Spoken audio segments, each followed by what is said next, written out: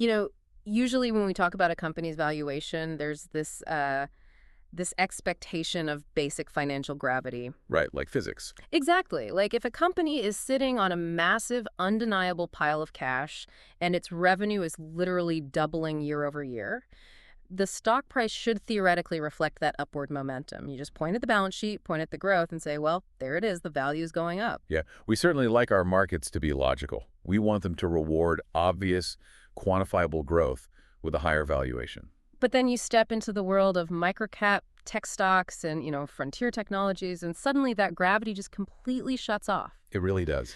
We are looking at a market landscape today that is entirely paradoxical. Welcome to today's deep dive, by the way. We've got a fascinating stack of research in front of us on a company called Sealsq, ticker symbol LAES, and it perfectly captures this madness. Oh, it really is a wild setup.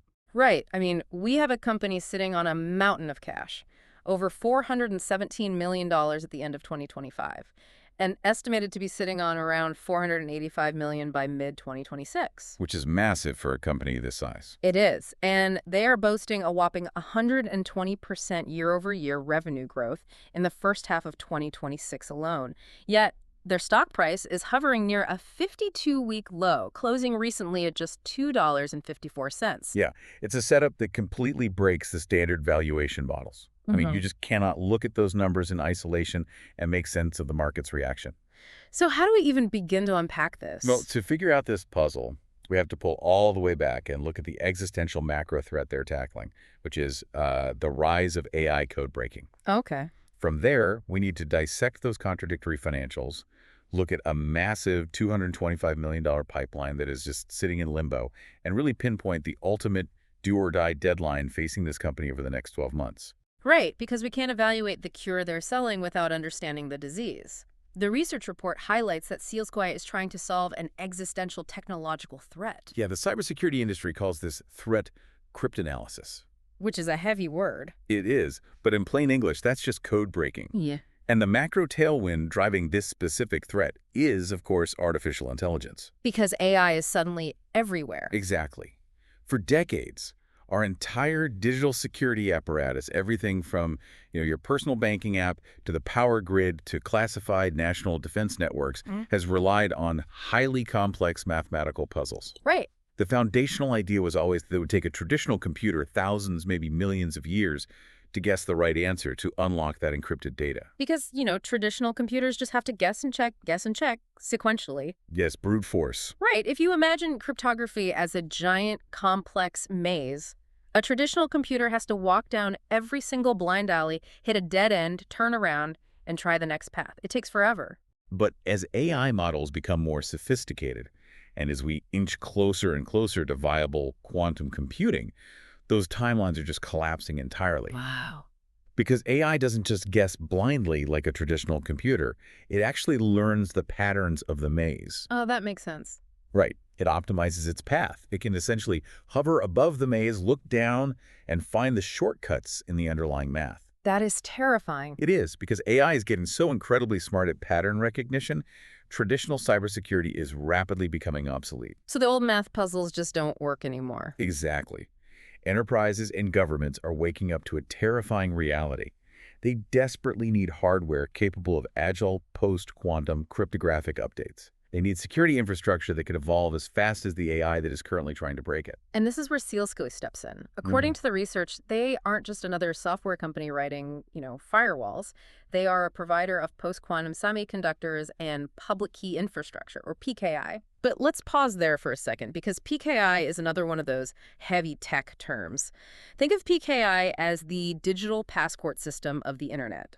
It's the underlying framework that issues digital certificates to verify that a device or a person or a piece of software is who they say they are. That's a great way to look at it. And Sealsq is building the physical chips, like their QS7001 hardware and the passport system together. Yeah, that combination of hardware and infrastructure is absolutely critical. and they're getting incredibly aggressive about building this out. How so? Well, they just completed the acquisition of a company called Mirax in June 2026, and they appointed a chief quantum officer, Daniel Brau. Okay, a chief quantum officer. That sounds serious. It is, and the Mirax acquisition is particularly interesting because it brings photonics into the mix. Photonics. Yeah, photonics is the science of using light photons to transmit data instead of traditional electrical signals. Oh, wow. So it's literally light speed? Exactly. It's significantly faster and much, much harder for an outside actor to intercept or manipulate. That's fascinating. Sealsq doesn't just want to make one piece of the post-quantum puzzle. They want to own the entire quantum sovereign vertical, stack everything from the photonics to the physical microchips to the cryptography software. Okay, let me make sure I'm wrapping my head around this for a second. If traditional cybersecurity is a deadbolt on a door, AI is like a master lock picker that just learned how to pick locks at 1,000,000 times the normal speed. That's a fair comparison, yeah. So Sealsq is basically trying to build a lock that recognizes the lock picker and actively reconfigures its own internal tumblers in real time to keep them out. Yes, that concept is exactly what the industry calls crypto agility. Crypto agility. Right. And owning the entire stack to deliver that agility is a massive strategic moat. Because if a sovereign nation or a massive enterprise is, say, upgrading their power grid security, they do not want to piece together their defenses from 5 different vendors. No, that sounds like a integration nightmare. It is. They don't want to just hope all the parts communicate securely.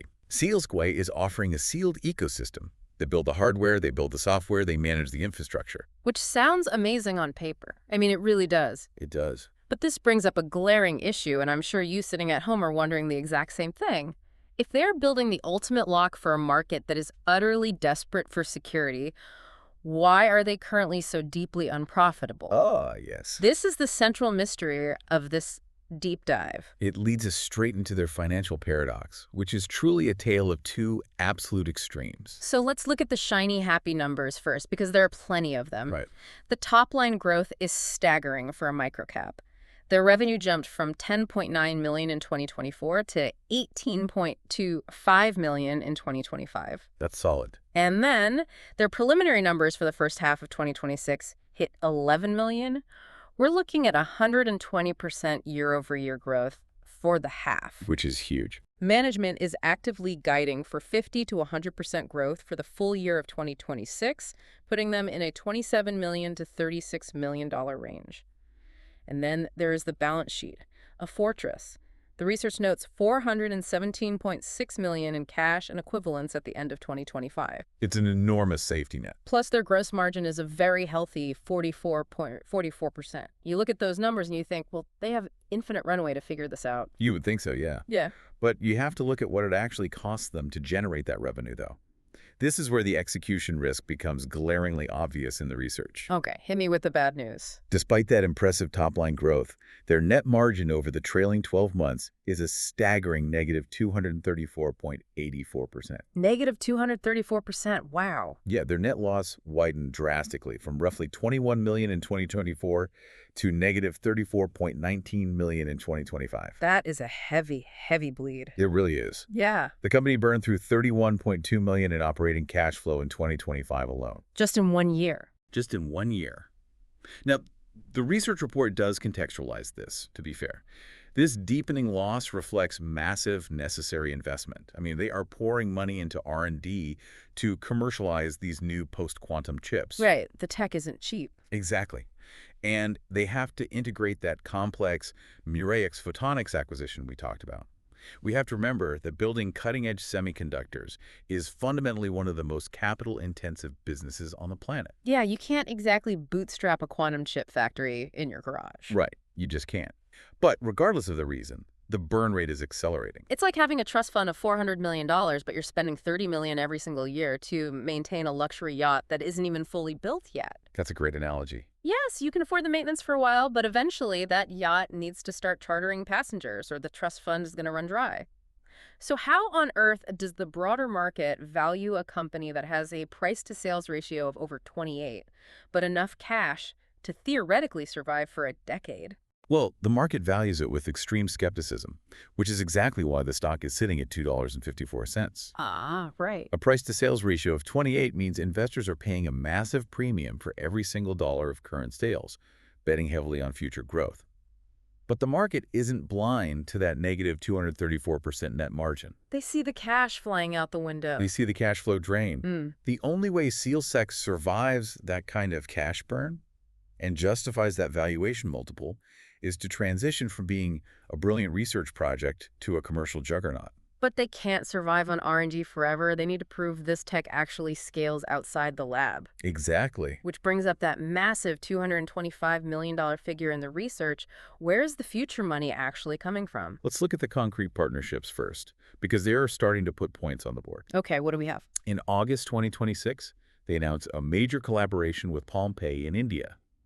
They are integrating Sealsq's QS7001 hardware into biometric authentication products.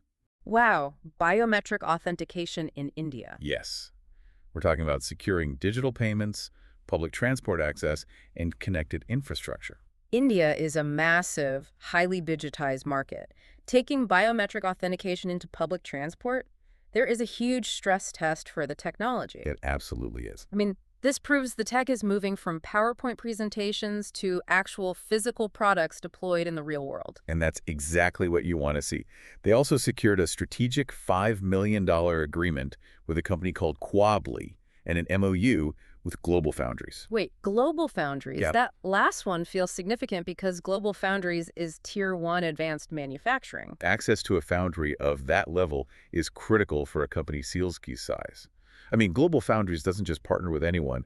They have immense capacity and stringent quality controls. Right. Having them on board means if Sealsq gets a massive order, they actually have the manufacturing muscle to fulfill it. Okay, that makes sense. But while PalmPay and GlobalFoundries are vital validation points, this deep dive really hinges on one crucial number from the research, that $225 million pipeline of potential business. Right, the elephant in the room. Exactly. This isn't theoretical total addressable market size.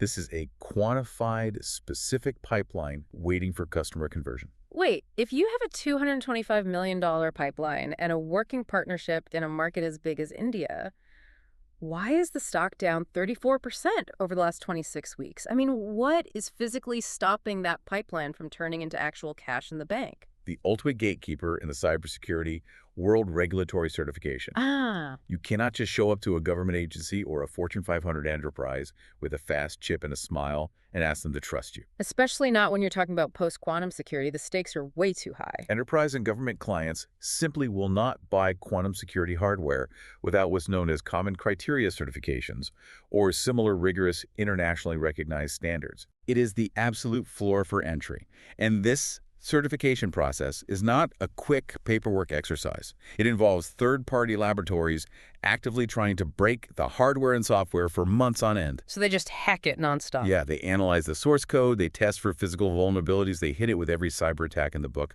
Sealsq's entire thesis, the QS7001 chips, the QVault technologies, that entire $225 million pipeline is bottleneck behind these certifications. So what is the timeline? When do they actually get the stamp of approval?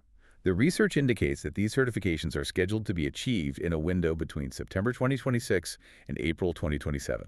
This is exactly like a biotech company waiting for FDA approval. It really is. I mean, for you listening, think about it. It doesn't matter if your drug cures everything in the lab. If the FDA delays the approval or asks for more trials, the stock tanks. The market hates uncertainty. Right. If they hit these dates, it likely triggers a massive re-rating of the company because it finally unlocks that $225 million pipeline. If they miss these dates, the thesis is severely damaged. It is a true make-or-break window.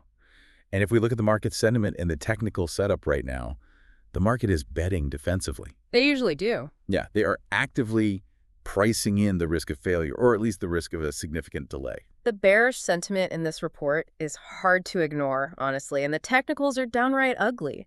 The stock is trading below its 20-day, 50-day, and 200-day moving averages. Which is a terrible trend. Momentum is just completely absent. But what really caught my eye and what I want to push back on is the insider activity. That was just a big one.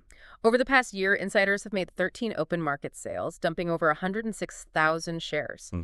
And in that same time frame, 0 open market purchases. If this technology is so revolutionary and they have a massive cash pile, why are insiders dumping stock?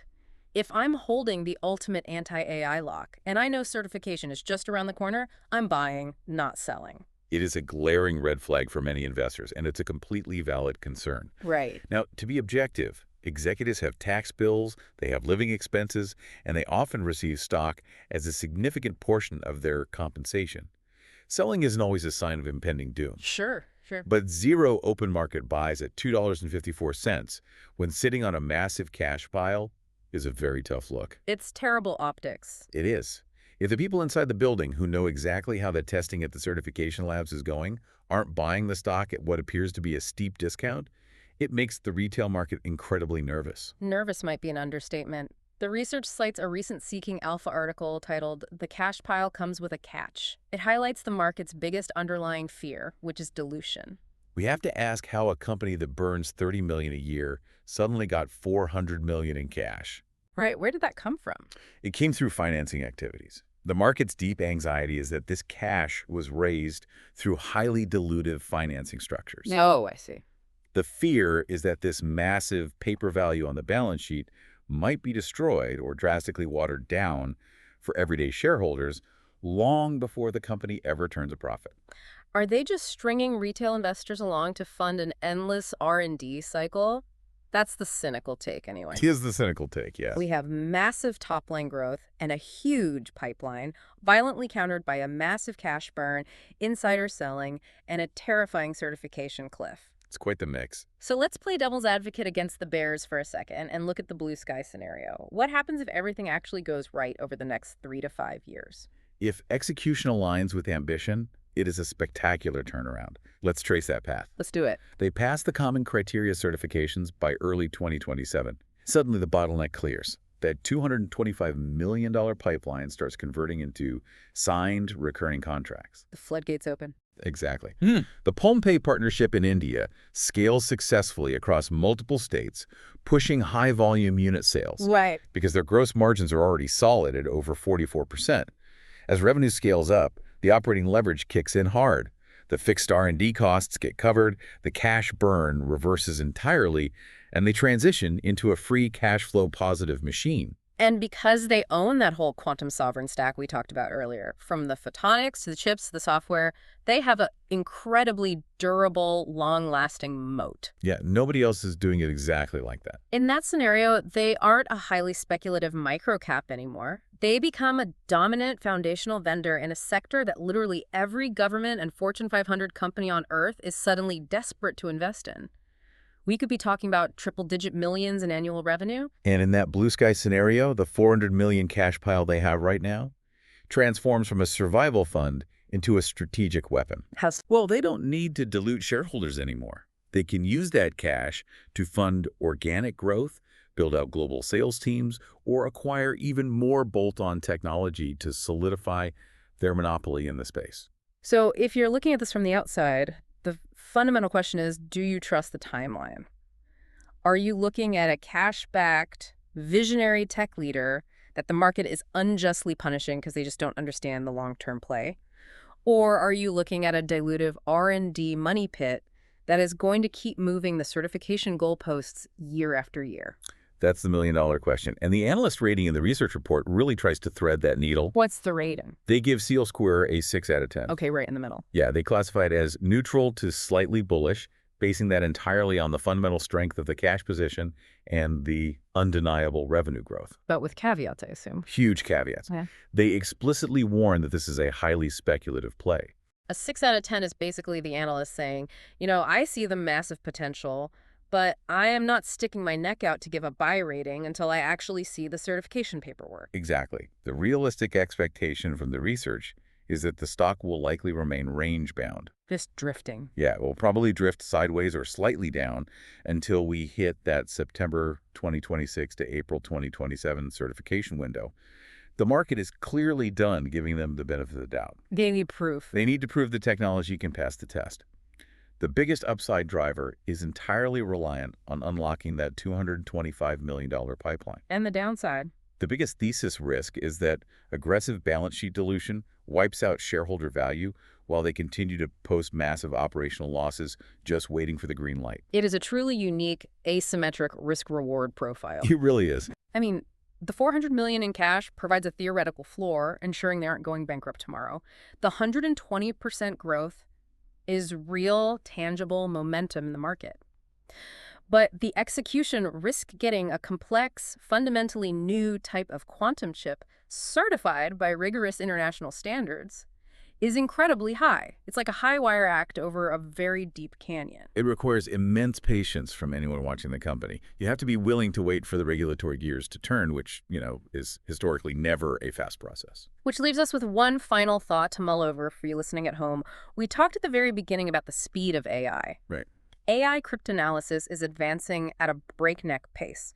It doesn't wait for regulatory approval to get smarter. It certainly doesn't. It doesn't care about the common criteria timeline. Yeah. So if governments and enterprises are facing an imminent existential threat to their digital security right now, they might not have the luxury of waiting years for perfect, fully certified security. That is the ultimate tension underlying this entire story. Yeah. The technology cycle, both the threat and the solution, is moving significantly faster than the regulatory cycle can process it. So if Sealsq certifications get delayed until late 2027 or beyond, will the market, meaning these massive enterprise clients, just move on to a faster, perhaps slightly less perfect competitor out of sheer desperation? It's entirely possible. Or, flip it around, will the sheer necessity of post-quantum security force governments to drastically accelerate Sealsq's approval process? Will a major government agency look at the QS7001 chip and say, well, we know the testing isn't finished, but we need this deployed yesterday. Fast track it. That would change everything. It really would.